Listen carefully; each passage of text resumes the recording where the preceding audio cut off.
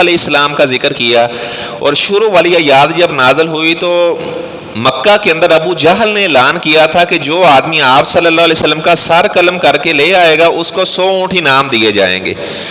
حضرت عمر رضی اللہ تعالیٰ نے ابھی ایمان قبول نہیں کیا تھا، انہوں نے کہا کہ میرے تو یہ بائیں ہاتھ کا کھیل ہے، میں ابھی گیا ابھی آیا۔ وہ جا رہے تھے، راستے میں کسی نے بتایا کہ کہاں کا ارادہ عمر؟ تو عمر کہنے لگے کہ میں جس نے نبوت کا دعویٰ کیا ہے تو میں اسے قتل کرنے کے لیے جا رہا ہوں۔ اس نے کہا کہ آپ کی بہن اور آپ کا بہنوئی بھی کلمہ پڑھ کے مسلمان ہو چکے ہیں۔ تو کہنے لگے چلو پہلے ان کے بھی خبر لے لیتا ہوں۔ اپنی بہن کے گھر چلے گئے اور کہنے لگے آپ کیا پڑھ رہے تھے؟ وہ سورہ طٰہٰ کی ابتدائی آیات ہی پڑھ رہے تھے۔ تو بہن کہنے لگی کہ بس ہم کچھ پڑھ رہے تھے۔ تو حضرت عمر نے سختی کی تو آگے سے بہن نے بھی جواب دینا شروع کیا۔ اس نے کہا عمر، جو اسلام کا رنگ ہمارے اوپر چڑھ چکے ہے، تیری دھمکیاں وہ رنگ نہیں اتار سکتی۔ حضرت عمر سوچنے لگے یہ وہی میری بہن ہے، جب میں گھر میں داخل ہوتا تھا تو یہ ڈر کے مارے اندر سے باہر نہیں نکلا کرتی تھی، آج کس چیز نے اس کے اندر اتنی جرأت کو پیدا کر دی ہے؟ خیر وہ کہنے لگے کہ پھر اس طرح کرو کہ مجھے بھی وہ آیات سناؤ۔ جب آیات سنی تو کہنے لگے جس نبی کی آپ مرید بنے ہوئے ہیں میں بھی اس کا مرید بننا چاہتا ہوں۔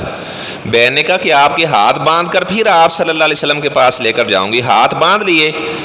اب مکے کے اندر مشہور تھا جو عمر آ رہا ہے عمر آ رہا ہے۔ حضرت حمزہ رضی اللہ تعالیٰ عنہ دار ارقم کے باہر بیٹھے ہوئے تھے، جس کمرے میں آپ صلی اللہ علیہ وسلم تھے باہر حضرت حمزہ بیٹھے ہوئے تھے، پہرا دے رہے تھے۔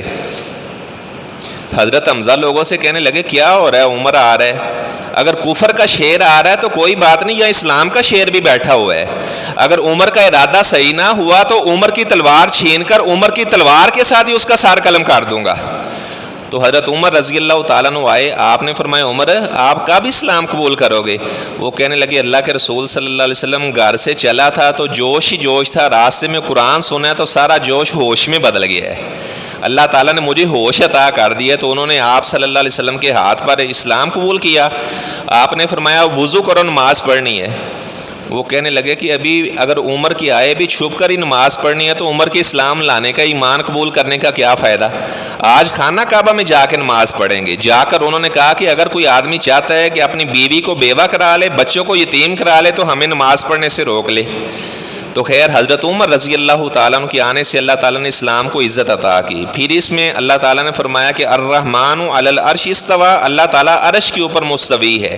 طاقت قدرت کے لحاظ سے اللہ تعالیٰ ہر جگہ پر ہے، اپنے علم کے اعتبار سے ہر جگہ پر ہے، اور اپنی ذات کے لحاظ سے اللہ تعالیٰ عرش کے اوپر مستوی ہے۔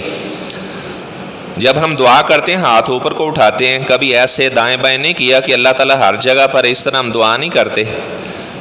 تو اس طرح اللہ تعالیٰ نے حضرت موسیٰ علیہ السلام کا ذکر کیا۔ موسیٰ علیہ السلام بکریاں چرا رہے تھے تو اللہ تعالیٰ نے فرمایا وَمَا تِلْكَ بِيَمِينِكَ يَا موسیٰ، اے میرے موسیٰ پیغمبر آپ کے ہاتھ میں، دائیں ہاتھ میں کیا ہے؟ کہنے لگے یا اللہ یا عصا، یا یہ میری لاٹھی ہے۔ جواب پورا ہو چکا تھا۔ اللہ نے پوچھا آپ کے ہاتھ میں کیا ہے؟ تو ان کا یہ میری لاٹھی ہے، جواب پورا ہو چکا تھا۔ لیکن اللہ تعالیٰ سے کلام کرنے میں جو لذت آتی ہے اس کی تو کیفیت ہی بیان نہیں ہو سکتی۔ اب یہ تو موسیٰ علیہ السلام سے پوچھا جائے کہ آپ کو کتنی لذت آ رہی تھی، وہ کہنے لگے ہیا عصایا، یہ میری لاٹھی ہے، اتوکا علیہا، میں اس پر ٹیک بھی لگاتا ہوں۔ حالانکہ یہ نہیں اللہ نے پوچھا تھا۔ وَأَهُشُّ بِهَا عَلَىٰ غَنَمِي، اس لاٹھی کے ذریعے سے میں بکریوں کے لیے پتے بھی جھاڑتا ہوں۔ وَلِيَ فِيهَا مَآرِبُ أُخْرَىٰ، اس لاٹھی کے ذریعے سے میں اور بھی بڑی ضروریات پوری کرتا ہوں۔ امام قرطبی نے لکھا، اللہ نے کہا موسیٰ میرے پیغمبر یہ تو میں نے پوچھا ہی نہیں ہے، یا اللہ تیرے ساتھ کلام کرنے میں لذت اتنی آتی ہے، دل کرتا ہے کہ آپ کے ساتھ باتیں ہی کرتے رہیں۔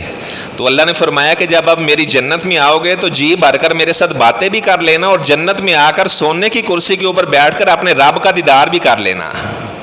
اور جنتیوں کو جو سب سے بڑی نعمت اللہ تعالیٰ عطا کرے گا وہ اللہ تعالیٰ